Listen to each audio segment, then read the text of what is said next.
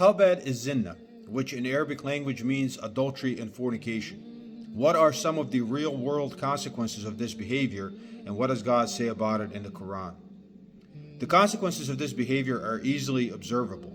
For example, there is an ongoing genocide in this country, the United States of America, simply because people choose to engage in this kind of behavior. Vast majority of what we call abortions, which are the murders of unborn children in this country, are not because of incest or rape. They are simply because people choose to fornicate and have sex outside of wedlock. Another consequence of this kind of behavior is several sexually transmitted disease epidemics which have cost people millions upon millions of lives. And easy way to cure these epidemics would be simply for people to obey God and stop engaging in this kind of behavior, to be in committed monogamous relationships. Another consequence of this kind of behavior is sex trafficking. People, especially women, are used and abused and treated as a commodity, even encouraged by the society to cheapen themselves by taking off their clothes in order to further this goal of using them for their bodies. So these are just some of the real world consequences of this kind of behavior. So it should come as no surprise to you that God forbids it in the most absolute terms. If you are a Muslim, you need to know what the Quran says about this.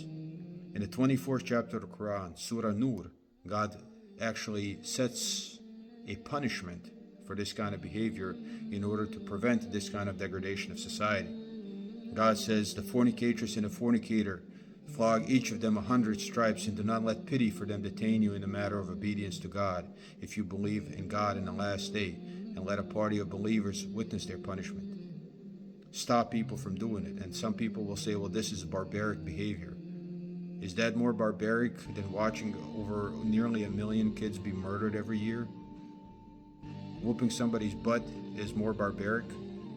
Is that more barbaric than allowing several sexually transmitted disease epidemics to unfold? Is that more barbaric than allowing sex trafficking to unfold? I don't think so. I don't agree with that.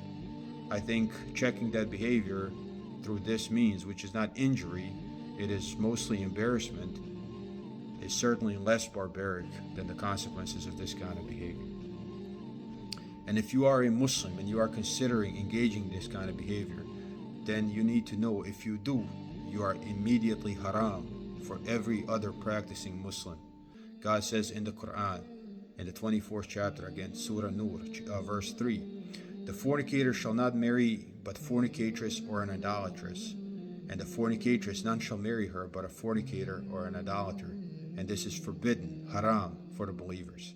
So if you are a Muslim and you are considering engaging in this kind of behavior, know that all true Muslims will never look at you again. You have made yourself forbidden for all people with morality in their hearts, who are in service of God. And lastly, I want to give you an example from a prophet. One of the greatest prophets mentioned in the Quran is Joseph.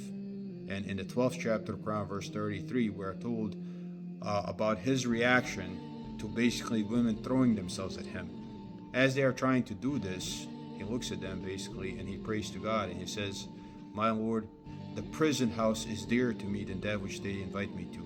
And if you do not turn away their devices from me, I will yearn towards them and become one of the ignorant.